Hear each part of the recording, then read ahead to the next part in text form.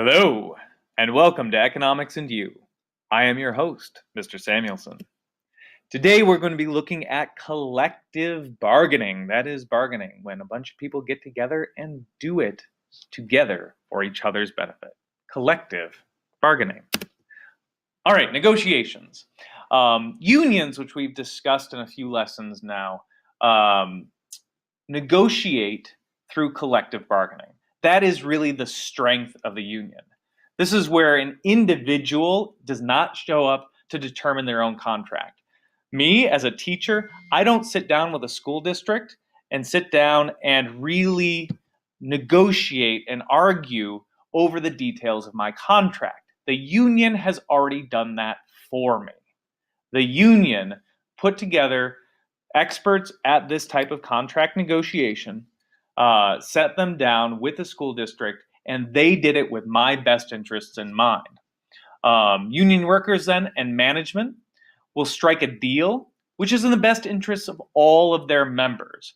Unions want to make sure that they are getting the highest possible pay for me as a teacher without making my pay as a teacher so high that the school district as a whole suffers from lack of resources, our performance as a district starts to decline, and we lose enrollment, forcing my pay to then go down because we have less students. So the unions are very aware of these limitations and their role in making sure that their members are taken care of, not just by having a good paycheck, but by having a steady job in a business that continues to be successful. Mediation and arbitration are strategies for helping unions and management when they're struggling to reach any sort of agreement. Most of the time, a union and the management are going to sit down in a room, and through a process of negotiation, they're going to be able to reach a contract. But sometimes they simply can't do it by themselves.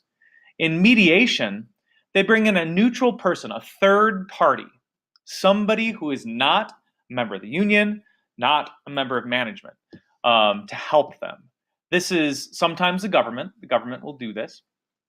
Sometimes it's just a well-respected individual or businessman. Sometimes it's a lawyer or a judge who has really become an expert in mediation.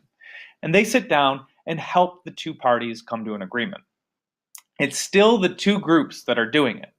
It'd still be, in my case, a teachers union and the school district. They're still the ones negotiating, but the mediator is there to help them.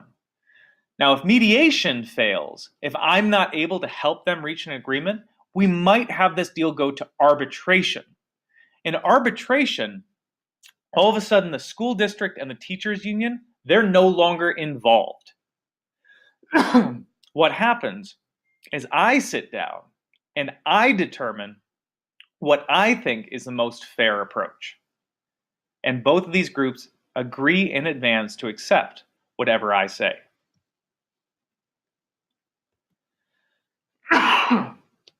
Now, most negotiations are settled through bargaining, either through face-to-face meetings, mediation, or arbitration.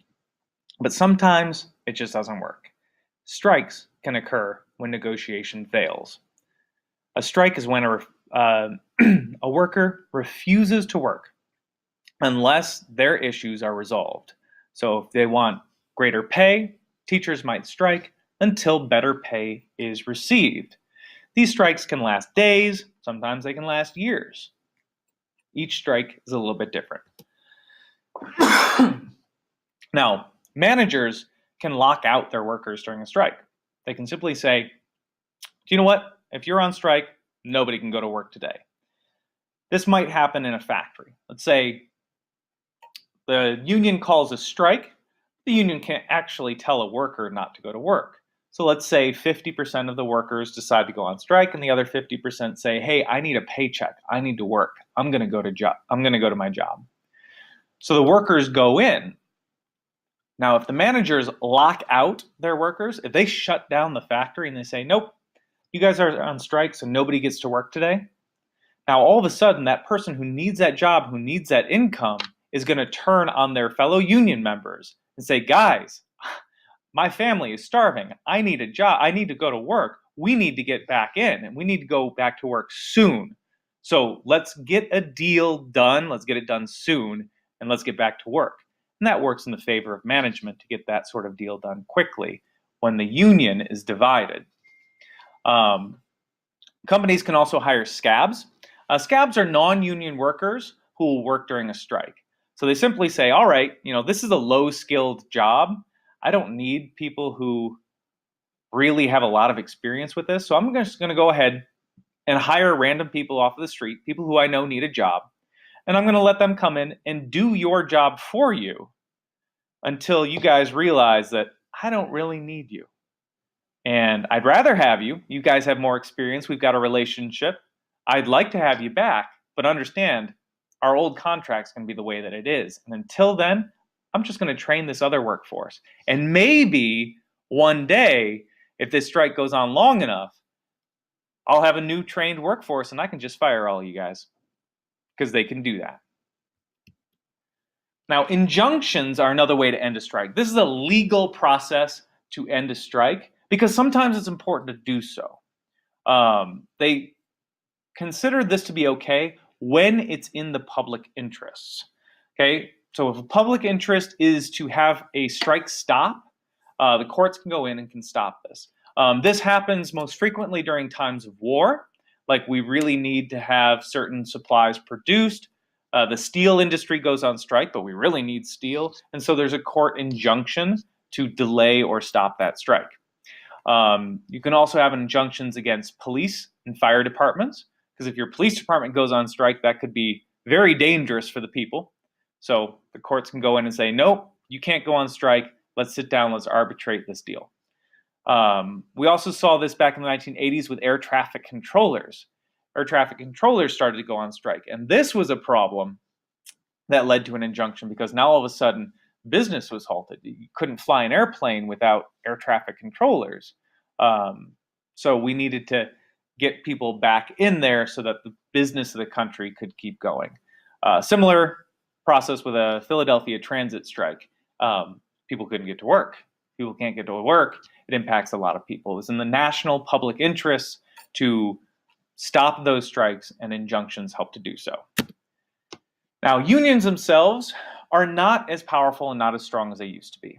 The union movement has had tremendous benefits to American workers. I mean, we have a weekend because we had unions. Let that sink in. We have a weekend, Saturday and Sunday, where people generally don't work because we have unions. But they have made so much progress over the years that some people now say that conditions are better. We don't have 4-year-olds working in factories. We have weekends. We have a 40-hour work week, another thing that the unions gave us.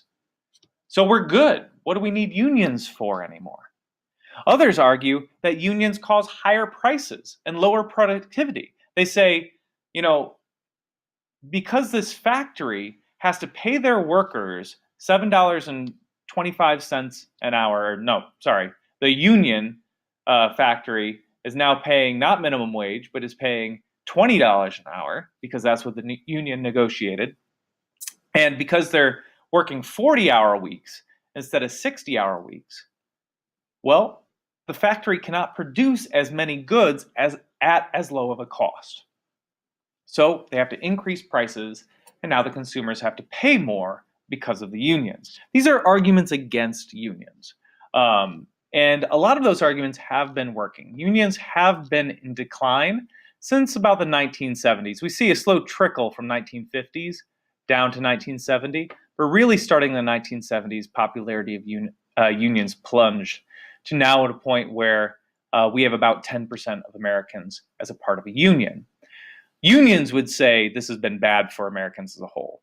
You look at union membership with this blue line, and as soon as it started to tick down, the people were receiving less money, and more of the income, more of the wealth of the nation was going to the richest people in the country, the business owners. And people would say that's because of the lack of unions. That unions were great for having incomes being a little bit more balanced. All right, well, that's all for this. I hope you learned something today, and farewell.